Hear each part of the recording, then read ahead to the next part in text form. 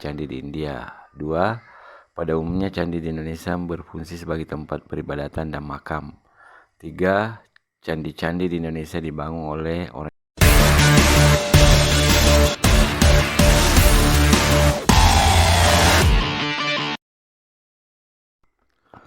Assalamualaikum warahmatullahi wabarakatuh. Kita lanjut kembali membahas prediksi soal OSN IPS tahun 2024 part 4. Soal 16. Bukti bahwa masyarakat Indonesia pada masa Hindu-Buddha memiliki kearifan lokal dalam menerima kebudayaan asing adalah 1.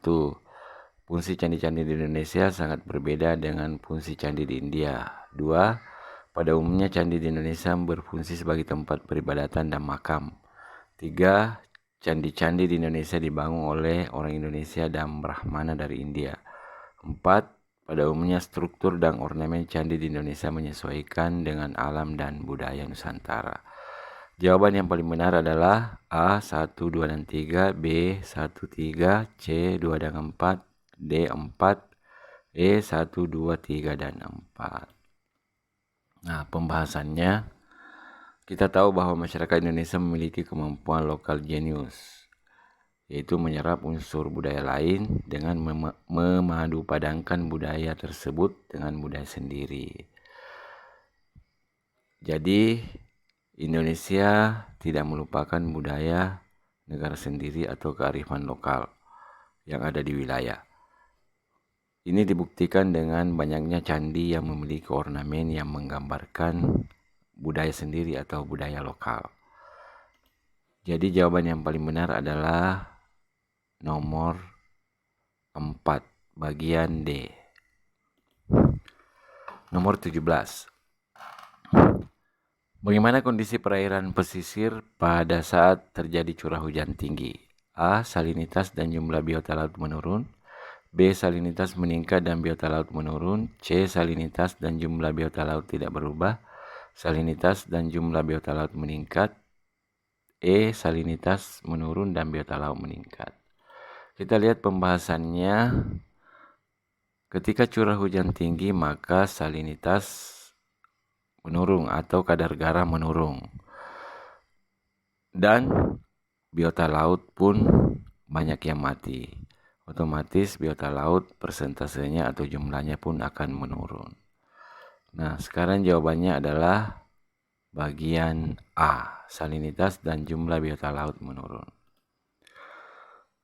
Lanjut ke nomor 18. Unsur-unsur penentuan terjadinya komunikasi sebagai salah satu syarat terjadi interaksi dalam masyarakat adalah 1. Pesan, 2. Komunikator, 3. Komunikan, 4.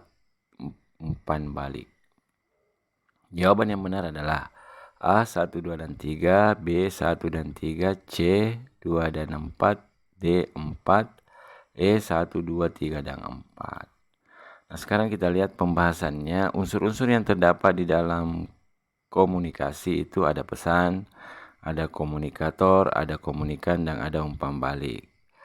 Komunikator sebagai pengirim pesan. Kemudian yang menerima pesan itu disebut komunikan. Di dalamnya terdapat respons tanggapan dari penerima pesan. Jadi yang paling benar adalah E. 1, 2, 3, dan 4. Berikutnya nomor 19. Berikut ini merupakan informasi tepi atau layout peta kecuali. A. Jenis proyeksi. B. Legenda. C. Skala peta. D. Garis lintang dan bujur. E. Arah mata angin. Jadi yang bukan termasuk informasi tepi layout peta. Informasi yang berada di tepi atau tepi layout peta adalah jenis proyeksi, legenda, skala peta, dan arah mata angin. Garis lintang dan garis bujur itu ada di dalam peta. Jadi yang jawaban paling benar adalah bagian D, garis lintang dan bujur.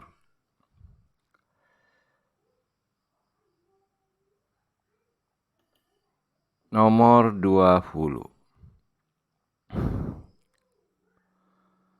Indeks harga konsumen pada tahun 2013 sebesar 124% dan indeks harga konsumen pada tahun 2014 sebesar 130%.